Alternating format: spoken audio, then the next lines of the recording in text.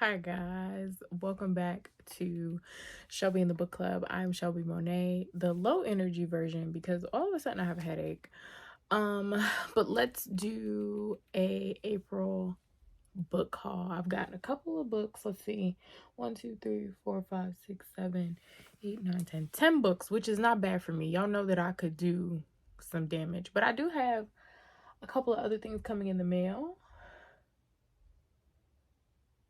But this is what we have for right now. So if you'd like to see some of the books that I have gotten over the past couple of weeks, then here you go. Before we get started, make sure you like, comment, and subscribe. We are growing our family here. We are on our little journey to 2,000 subscribers.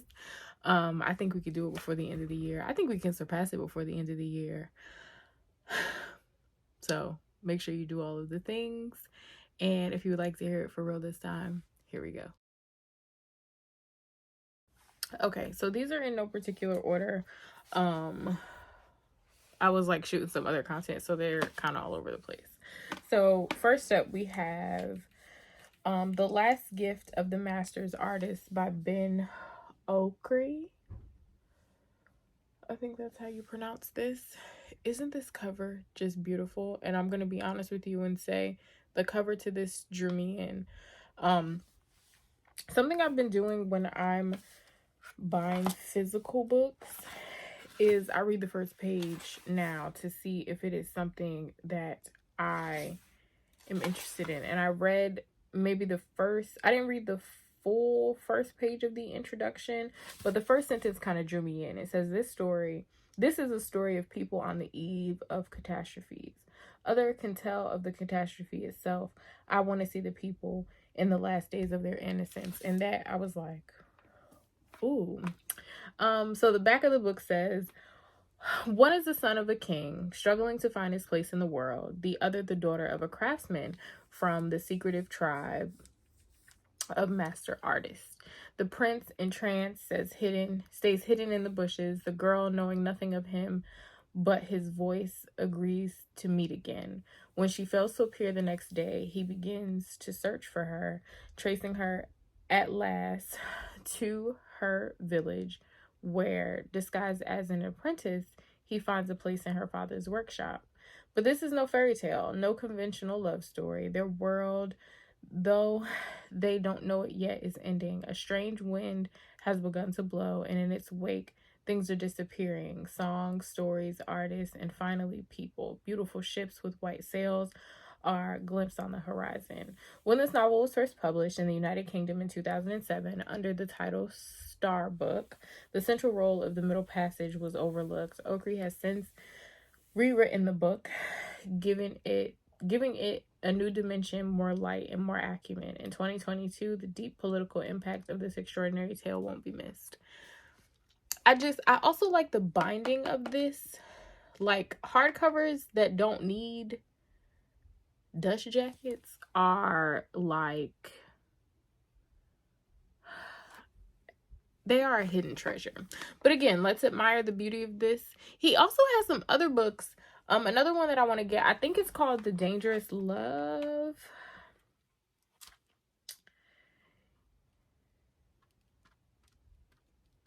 Okay, maybe I made that up. I don't know what that book is called then, but it's yellow, like a bright yellow. Y'all know how I feel about the color yellow, and it has a black man on the cover, and it is beautiful. I'm gonna order that one too after I read this and see how I like it and see if it's an author that I want to keep in the ranks of my ever-growing library. Next up, we have Pomegranates. Again, another beautiful cover. Something so simple, yet it is, it's beautiful. This one is by Helen Elaine Lee. My stepmother's mother her name is Elaine. Anyway, it says Renita Atwater is wrapping up her 4-year sentence for opioid possession at Oak Hills Correctional Center near Boston. With 3 years of sobriety, she is determined to stay clean and regain custody of her 2 children from her aunts, who have been raising them. My name is Renita and I'm an addict, she has said again and again at NA meetings. But who else is she? Who might she choose to become? She is getting her freedom, but she is leaving behind the group of women who have helped to get her through. And she is losing her lover, Maxine, who has inspired her to imagine herself in the world differently. Drawing on Maxine's love, the solace of books, and the curiosity, respect, and wonder imparted by her people, Renita is determined to confront the weight of the past and discover what might lie beyond mere survival. With her fierce and often funny voice, she reveals how rocky and winding the path to healing is for a Black woman. I don't think I've read anything about anybody in jail or going through addiction in this particular way. Y'all know I love a good book about healing, so I'm very, very, very, very, very interested in reading this. It's actually going to be the thing that I read next, because I am currently reading The Last Thing He Told Me by Laura Dave. I have not read a thriller in a long time. The synopsis for this one is basically Hannah's husband goes missing and leaves her with his 16-year-old daughter that does not like her, and she has to figure out what's gone on with her husband, where he is, and try to navigate this very difficult relationship with this kid that does not see it for her at all. So far I'm only 30 pages in and I've said a lot of cuss words, so I'm excited. I also wanted to read this because, as you see by the little black sticker, it is going to be a TV show on Apple TV. And Apple TV did a mini series for The Last Days of Ptolemy Gray, which is a really good book by Walter Mosley. And they did an amazing job with that. So I'm looking forward to see what they do with something, something else. I believe they've done a few different book to movie adaptations. Just some of them I weren't necessarily interested in reading. Next, Aphrodite and the Duke by J.J. McAvoy. I've already completed this one. I actually listened to the audiobook for this, which was amazing, but I'm glad that I got the physical copy because I absolutely love this book. Aphrodite is her name is Aphrodite Dubell. She has always resented her name, while the members of the Ton and even the queen herself praise her warm brown skin, perfect curls, and exquisite features. Aphrodite can't help but think that living up to the literal goddess of beauty is asking a bit much. Her renowned loveliness certainly didn't stop the love of her life from jilting her and marrying another woman 4 years ago. So if you love Bridgerton, if you're looking for something like Bridgerton but with Black representation, this is the book for you. If you like second chance romances, this is the book for you. Y'all know that I don't really like romance. But I flew through this book. Mom really enjoyed it too. It is so cute. It is so good. And the reason that we flew through it so quickly is because Tuesday, you guys will see this after, but Tuesday, the second book comes out in this series or collection about one of the characters in the book named Verity. So I'm super excited to I'm probably gonna listen to that one in like a day. The same way that I did this, because I want to see what happens. And as someone who generally really enjoys listening or reading heavier books, this was kind of like a breath of fresh air. It was light, it was cute, it had all the things that I'm usually looking for in like something light and airy. The romance part wasn't too cheesy. I actually was like rooting for certain characters. It's like funny in places. It's a really quick, like light page turner. So that's really good, and I'm definitely looking forward to reading the next one. Okay, we'll do these next two together. So I got the Heretic Queen. Let's focus. Okay, the Heretic Queen and Cleopatra's Daughter, both by Michelle Moran. So if you guys remember, I read Nefertiti by Michelle Moran, and these are the next two in the series. Heretic Queen is the next one, and then the last is Cleopatra's Daughter. I plan to read the both of these this month.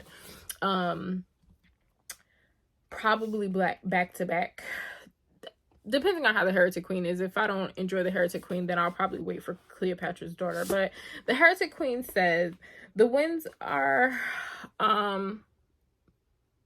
change are blowing through Thebes. A devastating palace fire has killed the 18th dynasty royal family, with the exception of Nefertari, the niece of the former Queen Nefertiti. The girl's deceased family has been branded as heretical. Okay, and no one in Egypt will speak their names. Nefertari is pushed aside, an unimportant princess left to run wild in the palace. But this changes when she is taken under the wing of Pharaoh's aunt, then brought to the temple of Hathor, where she is educated in a manner befitting a future queen. So this sounds good. I believe Nefertiti's sister is in this book too, and I'm just excited. I'm excited to read it. And then Cleopatra's Daughter. This says, the marriage of Mark Antony and Cleopatra is one of the greatest love stories of all time. Feared and hunted by the powers in Rome, the lovers choose to die by their own hands as the triumphant armies of Antony's rival Octavian sweep into Egypt. When their orphan children are taken in chains to Rome, only two, the 10-year-old twins, Selene and Alexander, survive the journey. As they come of age, they are buffeted by the personal ambitions of Octavian's family and court, by the ever-present threat of slave rebellion, and by the longings deep within their own hearts. Based on meticulous research, Cleopatra's Daughter is a fascinating portrait of imperial Rome and of the people and the events of this most tumultuous period in human history. Emerging from the shadows of the past, Selene must confront the same forces that destroyed her mother and struggle to meet a different fate. Sound like it's gonna be good to me. Y'all know that I thoroughly enjoy historical fiction, so I'm excited about those. Next, we have Salt Houses by Hala Alyan. This says, on the eve of her daughter Alia's wedding, Salma reads the girl's future in a cup of coffee dredges. She sees an unsettling life for Alia and her children. She also sees travel and luck. While she chooses to keep her predictions to herself that day, they will soon come to pass when the family is uprooted in the wake of the Six-Day War of 1967. Elegant and powerful, Salt Houses follows 3 generations of a Palestinian family as they scatter across the globe, and brings us to a greater understanding of how we carry our origins in our hearts wherever we roam. Again, something else that just sounds like I'm gonna love it. I love things. I've learned that I love books that come from across the Palestinian diaspora. Their culture, just understanding some of the things that they've been through is so interesting to me. The first book that I kind of read that made me realize that is A Woman Is No Man by Etaf Rum, which is a really, really good book. And then I read, it didn't take place in Palestine, but it took place in Iran, I believe, Arya, which is a really good book. I love a good family saga that kind of goes across generations and kind of explains all of the like intricate connections between families and how they got certain places and so on and so forth. So I am excited to read this. If you've read this, let me know. I would love to hear your thoughts. All right, we got 3 more. A while ago, I asked for historical fantasy recommendations, and 2 different people told me about this book. One of them being my good friend Courtney, who we have very similar taste in books. Now, I was kind of hesitant about picking this up because this is the same author that wrote Masters of Poison. You can't see it, but I have it up there. And I tried to read that and I could not get into it. But I've heard that this one is really good. It is Redwood and Wildfire by Andrea Hairston. So this says, at the turn of the 20th century, minstrel shows transformed into vaudeville, which slides into moving pictures. Hunkering together in dark theaters, diverse audiences marvel at flickering images. Redwood, an African-American woman, and Aiden, a Seminole Irish man, journey from Georgia to Chicago, from haunted swampland to a city of the future. They are gifted performers and hoodoo conjurers struggling to call up the wondrous world they imagine, not just on stage and screen, but on city streets, in front of parlors, and wounded hearts. The power of hoodoo is the power of the community that believes in its capacities to heal. Living in a system stacked against them, Redwood and Aiden's power and talent are torment and joy. Their search for a place to be who they want to be is an exhilarating, painful, and magical adventure. One person said that this was like sad, which I kind of anticipated. But I also heard that it was good. So I'm curious and going to read that. Okay, this next one I'm going to save for last because I'm really excited about it. And I low-key don't even want to touch that book. So I might order another copy so I can have one that's like nice and pretty. So next we have The Daughters of Madurai. I believe that's how that's pronounced. I'm not sure. Correct me in the comments if you can. I'm gonna be honest with you and tell you that I picked this book up solely because the pages are, what is that called? Sprayed. Painted is what we're gonna go with. And the cover is just so beautifully done. I just love it. The gold is like a little iridescent, the greens and the blues, and then this pop of red. It just is so pretty. So when I read the dust jacket, and then when you open it, look. Isn't that gorgeous? I love a well put together book. So this says, how far would you go to protect the ones you love? Madurai, 1992. Jenny lives with her husband and mother-in-law in a village on the outskirts of the city. She is told she is useless if she can't produce a son, or worse, if she bears daughters.